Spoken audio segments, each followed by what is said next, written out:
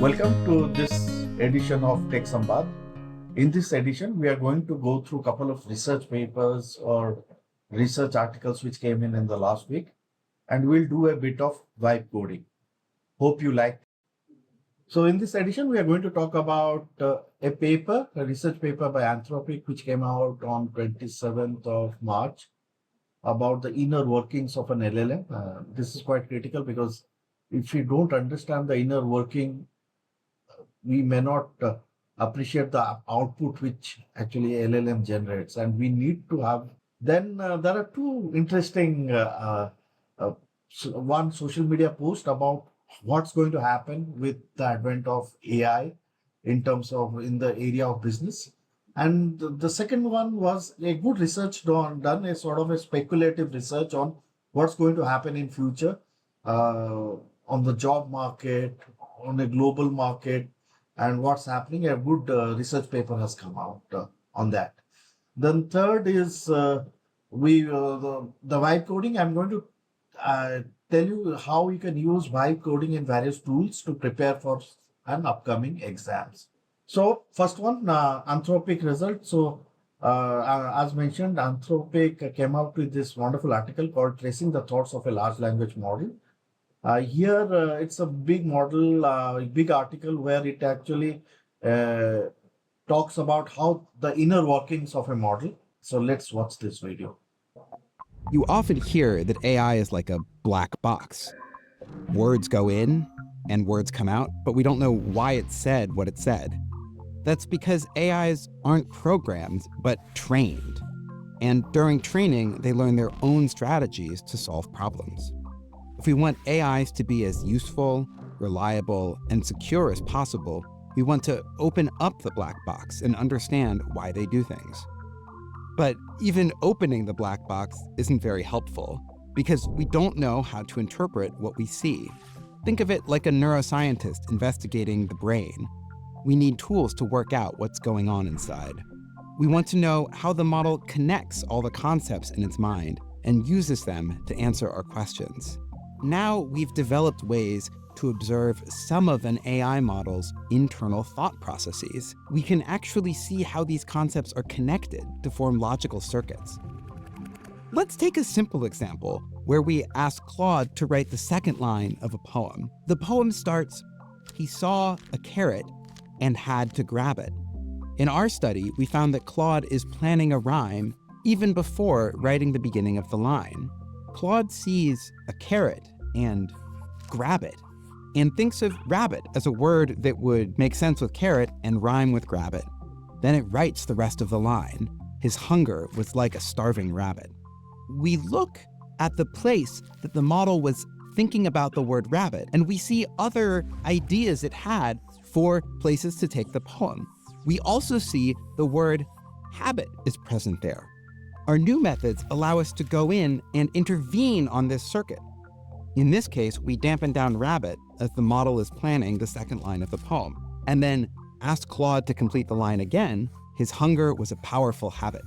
We see that the model is capable of taking the beginning of a new poem and thinking of different ways it could complete it, and then writing it towards those completions.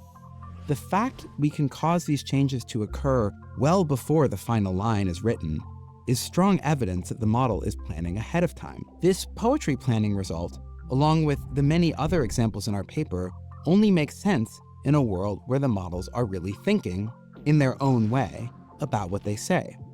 Just as neuroscience helps us treat diseases and make people healthier, our longer-term plan is to use this deeper understanding of AI to help make the models safer and more reliable.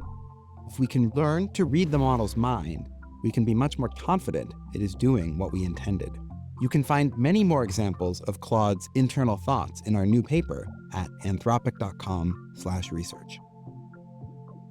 As AI becomes more integral part of our life, both personal and professional, we might need all such level of research to be informed on why these things are happening. So, wonderful paper. Would highly recommend that you go to the site and read the entire page. So, moving on, how what's the future of AI? Wonderful ex post by Greg Eisenberg. I would highly recommend to the follow this person. He actually writes about AI and is a futurist and all. So he has given a 46 pointer on how the AI will shape up in the world of business. Pick those 46, put AI into action, and here are my extract of all the things that he has mentioned. So first of all is I've categorized into different parts. Foundational disruption, there will be a massive impact. For example, 4.0 uh, ChatGPT launched where it actually did some revolutionary work in the image generation that can actually disrupt an entire graphic business, and it can lead to a lot of new software businesses. Now he is expecting a lot of core tools to be rebuilt, something like a CRM being rethought, and because it can be now codes can be generated automatically. Then he is actually uh, talking about a Napster era coming in with AI advent, and there will be a labor market where going forward the potential for AI digital employers managing humans. So that's what he's also predicting. Now, from the business model, he's telling that most of the services will be productized. Companies like Palantir, which actually gives AI services, for example, provides agent. Those type of companies will actually it's the revenge of the services business, because end of it all the services people they might create agents which can work. Then vertical AI focus on industry specific AI applications will come, and there will be a AI middleman who will be the middleman between the frontier models and the specific industries. And there will be a SMB transformation. For example, all those market which were untouchable because we were are not able to generate ROI, now we can approach them with this AI agentic era. Now the work will be redefined. There will be complex multi-step customer support automation soon. New roles will emerge, maybe AI workflow designers, ideation designer. There will be an interface evolution where and originality premium where human creativity weirdness stands out from AI monoculture. So people with more creativity will be rewarded more. Then the fourth one is winning strategy and urgency. Distribution is the king, where if you have the customer, you are a winner. So that's the reason you can say that all the frontier models are actually reaching out and gathering a lot of people in terms of a lot of subscribers in today's world. Speed is critical. Anything that you imagine now with AI, the time to market actually reduces. So selling outcomes, not AI. End of it, it's valid everywhere because we should focus on solving problems rather than selling an AI. Then building a community and brand, trust, loyalty, and vibe would be the differentiator. So this is all those 46 pointers which he had highlighted, which I actually categorized into four different segments. And overall, what he sees is the rise of agentic era will actually create new business models.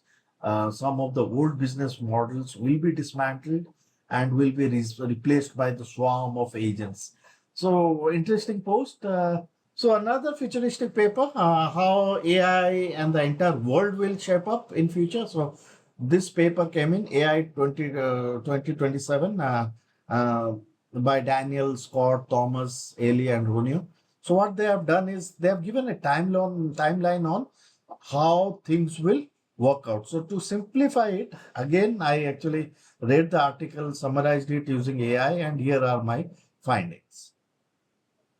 So if you look at it, by mid 2025, they're talking about the first AI agents. Late 2025, then the military getting hold of the AI agents. Early 2026, I guess a lot of agents making R&D faster.